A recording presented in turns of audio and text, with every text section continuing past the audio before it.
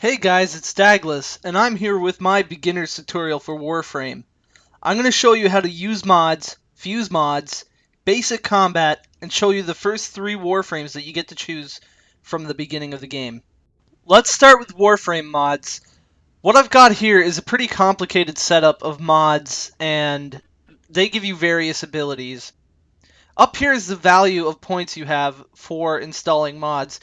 Each mod has a little number beside it, and that's how much the mod costs to put into one of these card slots.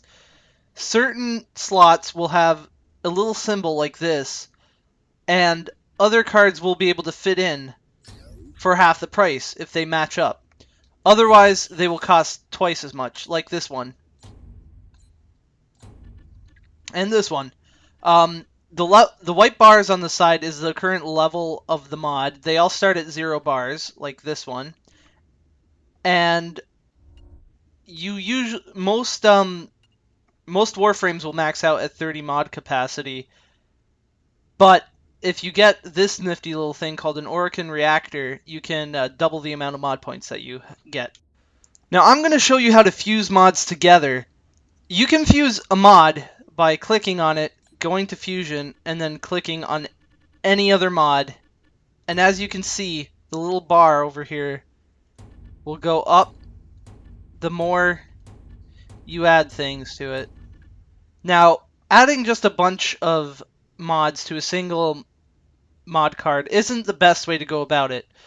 Usually, you want to have a duplicate card, like these two. And as you can see, the bar goes up a lot faster. And when it's at lower levels, it also levels up much quicker. At higher levels, it will be harder, even with duplicates. Fusing a mod with another mod will give it more power. As you can see, it went from 25% shield capacity to 50% shield capacity, which is a pretty decent boost. You also have these things called fusion cores. These are simply just for fusing with other things. They usually give better fusing than other, they usually give more to the bar than others would. There are also multiple headings for mods, such as installed, Warframe, primary weapon, secondary weapon, melee weapon, sentinel, and cores. We'll get into sentinels in a later video.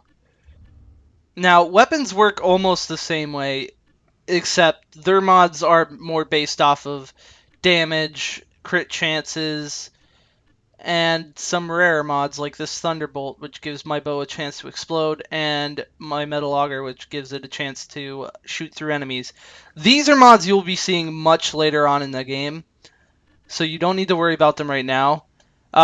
Instead of an Orokin reactor to level these up to have more mod capacity, you need a Orokin catalyst, I think it is. I might have those mixed around, so don't quote me on that. Now, once you get out of the tutorial, you'll be given a choice of 3 Warframes, and you'll have to start at Mercury, the first level of the game. The game works by starting you at Terminus, and each subsequent level will be unlocked until you beat the level before it. So you'll start at Terminus, move to M Prime, so on and so forth, until you either reach Saturn and Venus and move on to the next level. The game will progress like that basically the entire way through. And there's always people in these areas you can join in. As you can see, there's this indicates that there's 2 squads, which means there are 2 teams playing right now. They might not be full, so you have a chance to join in. And it's always nice to have some people, although the game does lag quite a bit. Alright, so this is the first... Yeah, that's Lotus. She's basically just the AI that will show you around. I'm going to be playing through on my Mag character. You will not see this level with the Loki or the Excalibur characters. This is purely to show you what the first level will be like and what your first weapons will be like. First you start with the MK1 Bratton. It's a decent rifle, but you'll want to upgrade to the normal Bratton as soon as possible. You'll also start with the Lato pistol. I found this pistol to last me quite a while, and quite a few of my friends are still using it at higher levels, even though they really should have higher pistols. You're going to want to switch to the Bratton and the Sicarus early on just to get yourself some rank points. Sadly, I could not get the default melee weapons, so you will be seeing me using my bow staff. Alright, so let's go. These guys are the Grineer, militarized humans who have basically been cloned and like robotized until they've gone insane and split off from humanity. To use your melee attack, you're going to want to hold E to charge it up and hit someone, or you can simply press E to use a quick attack. There are headshots. Right click is to zoom in, mouse 1 to shoot. And there are various other combat techniques that I will be showing you later on, such as the slide melee. And as you can see, it killed those guys dead. It will work very well. There's no charge time. You have to be quite accurate with it, though.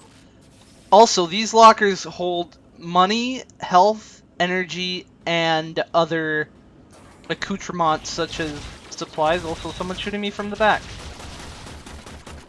It's been forever since I've used these weapons. Alright, I'll show you guys the pistol a little bit. That little thing above my head isn't a default weapon. It's a sentinel. It's something that'll follow you around and shoot your enemies. Sorry about that, guys. Sorry for giving you false hopes on what you get. This ability is pull. It will pull an enemy towards you and knock them over. As you can see, it knocks them over, which is really nice if they stay knocked over. Sometimes enemies don't stay knocked over, which isn't the greatest.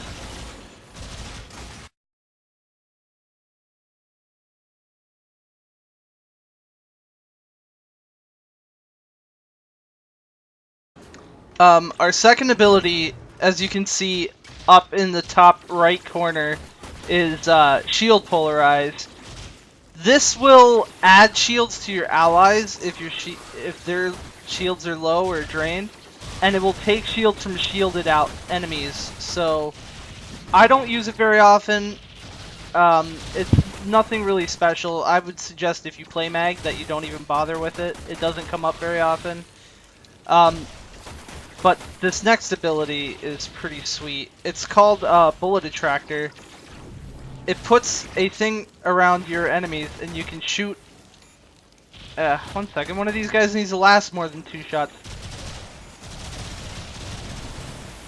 You put that, and as you can see, the bullets will go in and hit him in the face. So it's like an insta-headshot machine for all your friends. This can be used with the Excalibur's ability, Radio Lance, to do insane amounts of damage really quick.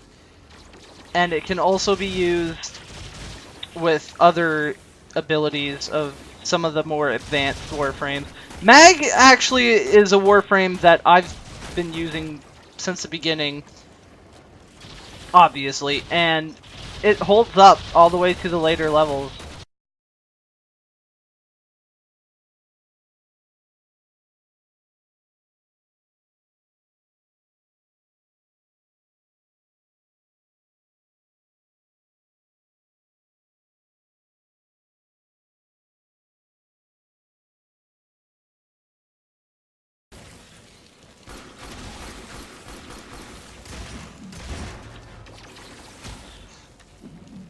As you might have been able to tell, basically this game turns you into a killing machine. There's nothing that can stop you.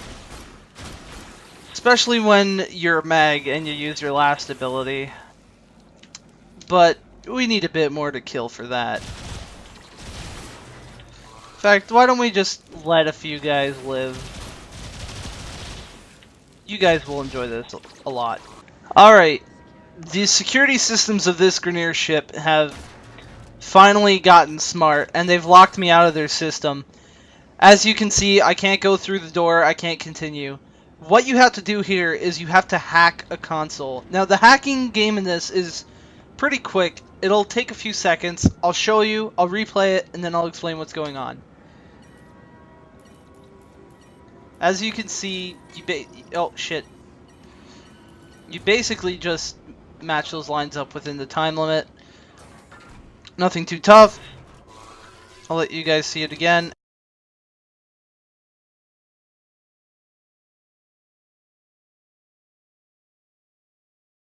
And let's see if all the enemies...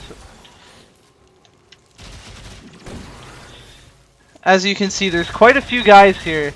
So I'm going to use my final ability, which picks every enemy in your radius up, squishes their armor together, and kills them. I've killed upwards of 100 guys with that move before.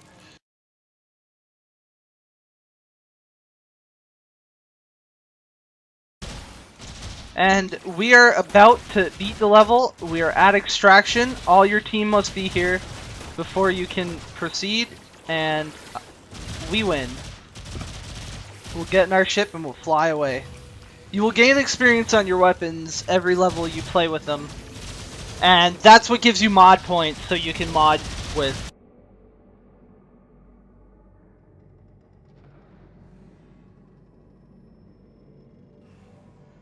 Hi everyone, Sanchez here. I'm going to show you the basics of using an Excalibur Warframe. This guy is a pretty good mix of offense and defense and speed. He's an all-around good class for any beginner, and he holds up through other levels. I'm going to show you his different powers. The first one is called Slash Dash. This is Slash Dash. You charge forward and attack your enemy with your sword, or any other melee weapon you happen to have. This is the second power, Radial Blind. As you can see, it blinds your enemies for a bit. I think it's 5 seconds that they're blinded for, and then you can do whatever you want with them. And now, I'll show you the third power. This is called Super Jump. It makes you jump 3 times higher than you normally would. It's pretty useless. This is the fourth power. You vaporized him, you death cube. This is the fourth power. Radial Javelin. What you do is you shoot a bunch of swords, Skana, as you can see here, all around you, and it impales your enemies to stuff, and kills a lot of them. I hope you guys enjoyed my tutorial. I hope it was useful. I hope to see you out there killing Grineer, killing some Corpus, which we will see later, and killing some Infested. Join the ranks of the Tenno, and as the...